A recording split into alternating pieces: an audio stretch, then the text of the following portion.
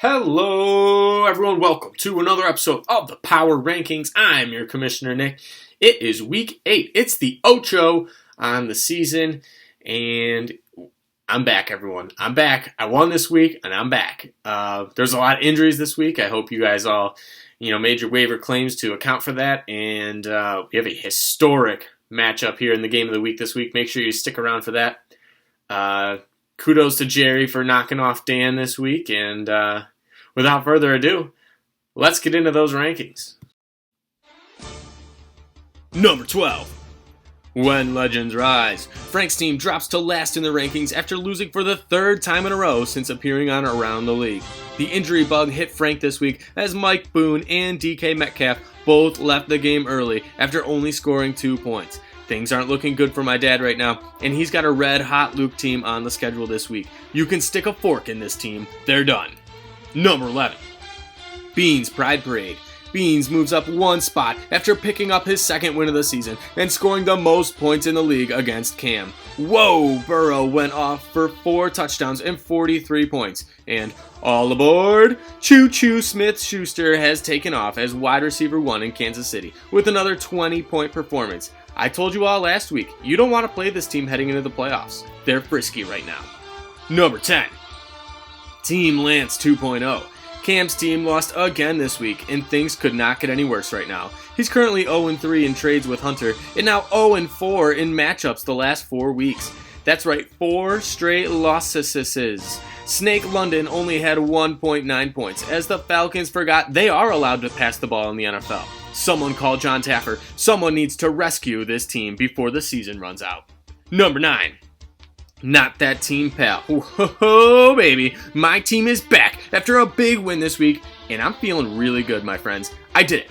I like it. I'm good at it. And now I'm really alive. It wasn't perfect, as Romeo, wherefore art thou, Romeo?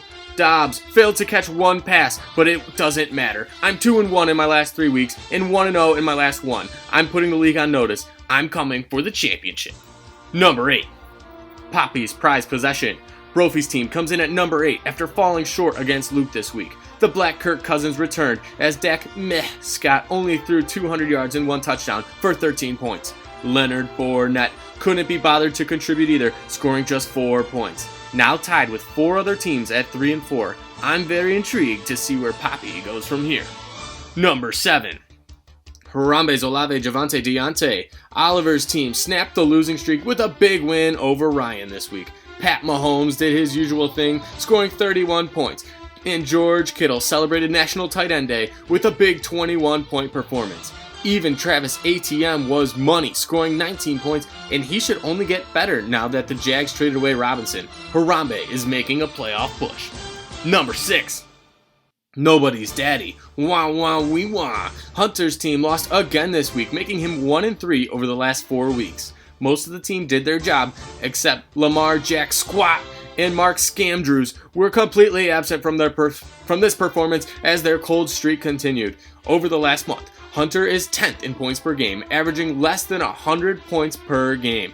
Great success. Not. Number 5. What a waste of time and money. Brad's team moves into the top 5 with their 3rd win in a row after clobbering rival Hunter. Awesome Eckler and Jamarvelous Chase led the way with 2 touchdowns and apiece and scored 36 and 33 respectively. These guys have been great as Eckler is the RB1 on the season and Chase is benefiting from Cincy's heavier passing attack of late. Brad has been consistently putting up points all year. This could be a huge comeback story. Number 4. The Process. Ryan's team had another bad showing this week and actually has an L to show for it. He scored the fewest points in the league thanks to Kenyon Fake only scoring half a point. The Process has scored the fewest points in the league over the past 2 weeks. No need to panic, but this is fairly alarming. Only silver lining here is that they had 3 guys on the bye this past week, so I do expect a bounce back. Number 3. Quantum Cheeseburger. Jerry's team moves all the way up to number 3 with a huge upset win over Dan. The team showed up for the big game as just about everyone had a good game, including Ezekiel Elliott scoring 2 touchdowns, DeAndre Hopkins making 10 catches in his return, and Demuth with Luth. And don't forget Ramondre Stevenson icing the cake with 23 points on Monday Night Football. If this team stays consistent, they could be a major threat. Number 2. Team Never Lucky. Dan's team falls to number 2 after suffering their first loss of the season at the hands of Jerry. Matt Cryan took 3 sacks and threw 2 picks. Cortland Nothing has fallen apart and only scored 5 points. And to make matters worse, Breece halted, unfortunately tore his ACL, and is done for the season. This was another team hurt by the bye week, and even without Hall, this team should still be fine. And number 1, King of the Higgins V3. Luke's team won again, making that 4 in a row, and he has returned to the top spot in the rankings. With Allen on the bye, Luke turned to Trevor Lawrence and repeat at quarterback, and his long hair played like shampoo poo. But Josh Jacobs found the end zone 3 times to score 36 points. Did you know he's the RB4 on the season? Huh? What a year for Luke so far. Started off the season number 1 in the rankings, fell all the way down to number 9, and has now worked his way back to the top. And now let's move on to my commissioner picks. As you can see, I had a great week last week, going 0-6 with my predictions, so this should be interesting. One Legends Rise taking on King of the Higgins V3. I'm taking Luke's team. He's red hot right now. Sorry, my father. Team Lance 2.0 taking on Poppy's Prized Possession. I'm taking Poppy here. Cam's team is trash. They have no grit. Poppy all the way here. Harambe, Olave, Javante, Deontay taking on Not That Team Pal.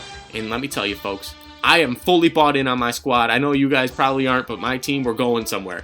Beans Pride Parade taking on Quantum Cheeseburger. And you know I got to take Beans right now. He's frisky.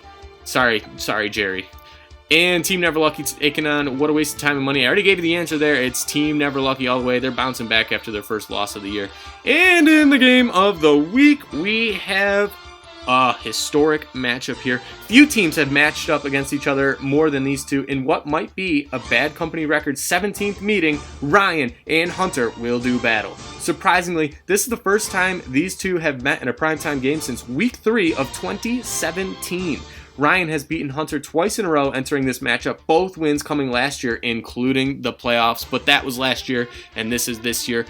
Hunter's 4-3, Ryan's 5-2, they're 8-8. This is the crucial Game 17 between these two. Everybody knows Game 17 is the biggest matchup in history, so whoever wins this matchup gonna go down in history for an eternity.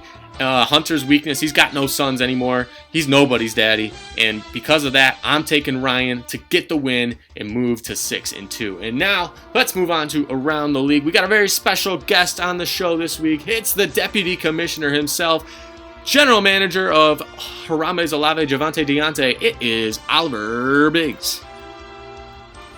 What is going on, Bad Company? Harambe, Olave, Javante, Deontay, General Manager Oliver here, just popping in to make a quick announcement. You can probably tell I'm a little bit under the weather. Just had a little checkup with the doctor. The doctor said you are not sick with COVID-19, you're not sick with strep throat, you're not sick with RSV. You are simply sick and tired of all the haters dragging you through the mud, saying you're not going to make the playoffs because of a 4-game losing streak. Harambe can lose 6 games in a row and make the playoffs. We've seen it before. We just got back in the win column versus Ryan, and I must say, the schedule rest of year looks softer than baby shit. I'm not afraid of it whatsoever. Travis Etienne, RB1 rest of season?